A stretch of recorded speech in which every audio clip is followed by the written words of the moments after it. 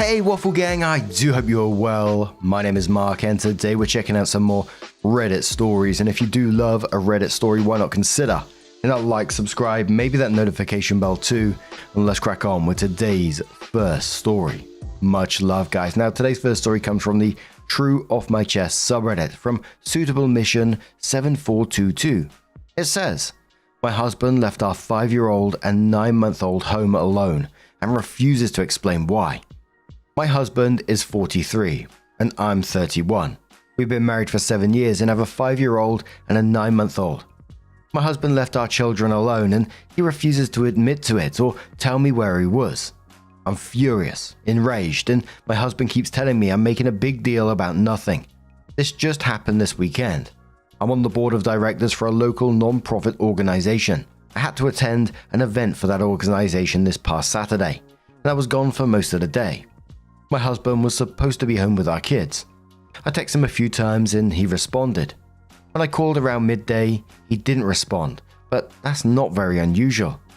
Shortly after that, I got a call from my mum. She said my son had just called her, and when she asked him what he and his sister was doing, he said they were both watching TV. When she asked where their dad was, he said his dad wasn't there. My mum asked him several other questions, and from my son's responses, she believed he was telling the truth and that my husband wasn't there and that there was no adult there at all. She said he didn't seem scared to be alone or worries about where his dad was at. He just called her to chat. He has a tablet designed for children with pre-programmed contacts that he can call. It's only a few people, just family members. I left the event immediately and began texting and calling my husband repeatedly. He didn't respond to my first several attempts. It took him about 10 minutes. I was halfway home at that point to respond. I was so confused, so worried, really mad, and I asked him where he was. He said he was at home. I told him our son had just told his grandmother that he was home alone with his baby sister watching TV 15 minutes ago. My husband denied it, and I told him I was too upset to talk and drive. When I got home, I checked on the kids right away and they were both fine. I asked my husband again, where was he? He said he was home the entire time. He doesn't know what our son was talking about, but he must be just confused since he had gone to the basement to do some laundry. I ran down to the basement. It was the same load of laundry I'd thrown in the dryer the night before. He didn't do any laundry when I was gone.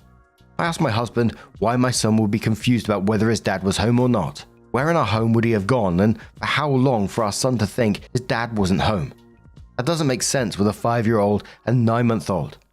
He wouldn't leave them unattended that long. Why was he nowhere to be found when Mum asked my son to go check certain areas of the house? I begged my husband to just admit it, to stop treating me like an idiot, and to stop accusing our son of lying. Just tell me the truth, because being lied to right to my face is so incredibly maddening. He insists he was home, but he can't come up with any believable story of where he was at or what he was doing during that time. The way he answers me when I ask him about this and demand truthful answers is so dismissive. When I tell him you left our children alone, he quickly says, no, I didn't, so anyway. He says I'm overreacting and letting our son's imagination drive me crazy. I'm convinced he was gone. We didn't have a Ring camera, but at least one of our neighbors does. I'm so upset about this that I'm tempted to ask our neighbor for the Ring footage. I had to go out to my car and scream and cry because I got so upset. Of course, I didn't want my kids to see my reaction. I can't put into words how upset I am about the fact that I know he must have really left them alone. But I have no proof and I'm being treated like I'm just a paranoid nutcase of a mother/woman by him. So the top commenter says to OP, which is called Obvious Miscreant, says, when my now ex did this, it was drugs. I didn't know about it. He told me months later when I found out that he often left at night and put the kids in the living room together. So if the house burned down, at least they'd be together. Whew. My youngest was under a year. The oldest was 5. Don't stop asking questions. Opie replied to that saying, this gives me chills. Commercial Loss says, I haven't seen it anywhere, but will admit I haven't looked super deeply. So I'll add this to you. This is not the first time your husband has left your children alone. Your son's reaction to grandma is proof enough of that. He was calm, completely unbothered by the fact that he and the baby were alone. He would not react like that the first time. Eat Shit Bish says, As someone who was constantly left alone with a younger brother at such a young age, you were so right. Ooh, what is going on here? Those comments are, like OP said, especially that first comment gave me absolute chills, like OP. And again, like some of them saying that the kid's so chilled about it, I can't believe that this is the first time that he's done this. And the absolute denial afterwards, trying to make OP question her own sanity and the 5-year-old's reliability. And I'm really hoping that OP does get that ring footage from the neighbor. I mean, yeah, confirm that he's gone, and at least there's proof of that, so he can't keep denying it over and over. I mean, he probably still will. But OP came into the post sometime later and said, "Last weekend, my husband left our 5-year-old and 9-month-old home alone while I was gone, and then refused to admit it or provide a plausible explanation. Since then, we had many arguments about it. I've been living in a constant state of anger and frustration. I didn't want to fight about it anymore, but I couldn't help it, and I kept bringing it up again and again. I couldn't lay low and pretend to get over it while I waited for him to do it again and catch him in whatever was going on. I also knew that demanding he tell me the truth wasn't going to get me anywhere. Since he'd been refusing to talk and deflecting for days, all it was doing was making me enraged and feel like I was about to have a brain aneurysm. I told him to hand me his phone so I could check his location at the time. He refused. He said he wouldn't do it and that it was a violation of his privacy. He won't be treated that way and refuses to give in to my delusions. You think I enjoy being in a situation where I have to beg my husband to show me his phone so I can see where he was at? I hate it. I don't want to live that way. I told him it's simple. If he really was at home the entire time, just prove it. Why wouldn't he want to clear this whole thing up?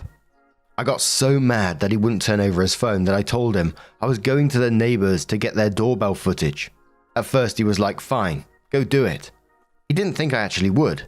He knows I don't like to air drama to others, so he probably figured I'd just swallow all of this crap that he's been giving me. Luckily, I was totally being driven by anger at this point, so nothing was going to stop me from going to the neighbors. When I actually started to go out the door, he tried to stop me and followed me out the door. I felt pure anger rushing through my veins, nothing else. The neighbor, who I've probably said less than 10 words to in the entire time we've lived here, told me he'd send me the footage. I went home, told my husband that the neighbor didn't have the footage from that day anymore, and told him I just needed to go to the store and cool off. So I put the kids in the car and went and parked somewhere, while I waited for the neighbor to send me the footage. I have the neighbor's number now too, and he told me if I need any more footage, he will be happy to give it to me. The video shows a blue car that I don't recognize show up and park in our driveway. A blonde woman gets out of the car and goes towards my house. She walks on the outside of our garage towards the gate leading to our backyard. The gate is too far back and out of the way to be seen by the doorbell footage. She and her car was there for 23 minutes. Imagine that. The car leaves right around the time that my husband called me to say he was home and had been home the entire time. As I was rushing home in a panic, calling him on repeat, one of two possibilities as to where they went. She either came in through the side door of the house, which does provide direct access to the basement, or, and what I think is more likely, is that they were in the back most area of our yard, which is a gated pool area. Immediately behind our house is a grass lawn that you step down a few steps and we have a patio. And there is a fully gated area where the pool is. It's not like you think of when you picture a gated pool. It's a full 6-foot wood fence all the way around, plus even taller landscaping for added privacy. You can't see into the area at all unless you're inside. I think it's more likely that they were back there because my son said his dad's keys were gone and we keep that gate locked with a key. The pool is closed for the winter, but there is one small building back there. Sort of like a shed we converted into a changing area, and there is a covered patio with furniture. I'm convinced that's where they were. So technically he was home, but in an area totally removed from the house, and where he couldn't see or hear the kids if something happened. I asked him how he could explain this. What were they doing? I obviously don't need him to tell me what they were doing, but for some reason I still had hope that he'd finally be honest. He wasn't contrite. He showed no remorse. He was just like, yeah, she was here, but I obviously never left. Who is she? How long has this been going on? And if he's going to be such a disgusting, despicable excuse of a man, then why couldn't he at least found any other time and any other liar excuse other than he was home alone with our kids? I told him I know this has happened before, and I demanded to know how many times he's done this when he's been home alone with the kids. He swears this is the only time, but he still doesn't have the balls to confess to what they were doing. I don't believe him that this was the only time, for your information. I still have so many questions, and I still feel like my heart is beating 200 times a minute. My blood pressure is through the roof. I've cried a lot, sobbed, begged for somebody to help me, yelled, screamed, ordered a bunch of books about divorce and custody. And you know what? The next day, after our multiple explosive fights, him putting his hands on me and me seeing the evidence, he acted like everything was totally normal and like none of that stuff ever happened. I woke up still seething, exhausted, broken, and he's acting like everything is totally normal. He said he was ordering breakfast to be delivered from our favorite breakfast place. He asked if I wanted to go to the store together later and try this new recipe for chili tonight. What? Why would I want to do any of these things with you right now? Absolutely no acknowledgement of anything he's done or what's transpired between us in the past few days. He deserved an Oscar for how well he was able to act like none of that had happened. Completely comfortable and non-fazed. I know that it's a waste of my energy, but I just desperately want him to admit the full truth of what he did that day and any other day with this woman. I want to hear it from him. It won't change whatever he's done, but he could at least have the respect and decency to be honest now that he's been caught. That's a ridiculous thought though, right? How foolish of me to expect this man to show decency and honesty now. If he was a decent and honest man, then he wouldn't have had this strange woman over to our house and been out of our sight from our kids for 23 minutes. His continued denial and refusal to admit to anything other than the bare minimum. His attitude like somehow being controlling or infringing on his rights by asking for information. That's almost more hurtful than him cheating on me. Commenter says to OP, OP, he has not been honest and won't be honest. Even if he is, what would that give you? Could you even believe it? OP, you know what he was doing. You don't need him to spell it out for you. Put yourself and your children first. OP says at the end of the day, him admitting to what he's done wouldn't really change anything. It certainly won't change anything he's done. It won't make it better, and I probably still won't believe I was getting the full truth. Yet I can't stop seething over the fact that he's refusing to give me any info. That commenter replies to OP and says because he's hoping that if he doesn't admit to it, there is a chance you stay with him. He cheated. He endangered your children. He's selfish. And the final comment from Trippy Hippie who says, I'm so sorry you're going through this. Unfortunately, you won't get anything from him. If I were you, I'd channel that anger into a plan to take your kids and leave. He will never say he left his kids in a dangerous situation to cheat on you. You know it's what happened. He knows it's what happened, and it will continue. Make no mistake. There were some people suggesting on the back of this one that, the neighbor was more than willing to help because the neighbor could see what was going on. And it's just the total lack of remorse after this one. Like the next day, just getting breakfast in, trying to sweep everything under the rug like it's just going to go away. Knowing he left a 5-year-old with a 9-month-old alone like that. Oh man, that's wild. What do you guys make of this situation? Let us know your thoughts down in the comments below. And let's move on to another story. Now our next story comes from the Am I the Arsehole Here subreddit from ButterTimeUlt, who says, Am I the arsehole here for humiliating my neighbor's kids by having them help me fix a window they broke? Using a throwaway because I want to. My girlfriend, 25 female, and I, 25 male, have been dating for about 7 months. I moved into this house around 6 months ago because it was closer to my family and friends than my previous place. It's a little farther from work, but I mostly work from home, so it wasn't a big deal. About a week ago, I was doing dishes in the kitchen when I suddenly heard glass shattering from the garage. When I went to check, I found broken glass all over the floor. One of the windows, not the door, had been broken from the outside. I didn't see anyone, but while cleaning up, I found a football that wasn't mine. I recognized it as one of my neighbors. I'd seen their kids playing with it in the front yard before. Later that night, my girlfriend noticed a broken window when she came over for dinner. She doesn't live with me, though I have asked her a few times. I mentioned that one of the neighbor's kids must have accidentally broke it while playing football, and that I returned the ball to them the next day. I wasn't angry about it, it's just a window, but my girlfriend seemed annoyed and called the kids rude and disrespectful for not apologizing. The next day, I went out to get supplies since it gets cold where I live, and I wanted the window fixed sooner rather than later. When I got back, I grabbed the ball and knocked on my neighbor's door. The mum answered, and after I explained what had happened, she had her 3 boys come and apologize. She offered to pay for the damage, but I declined. Instead, I asked for one thing, that the boys help me fix the window. I thought it was a good lesson. When I was a kid, I used to ride my bike through an elderly lady's flower garden as a shortcut. One day, she caught me. Instead of punishing me, she asked me to help her replant it. So I spent a few afternoons after school helping her, and that experience really stuck with me. I figured this was a similar opportunity for these kids. My neighbor agreed, so I showed the boys how to fix the window. At first, it was a little awkward, but they warmed up to it and actually did a great job. About 30 minutes in, my girlfriend pulled into the driveway.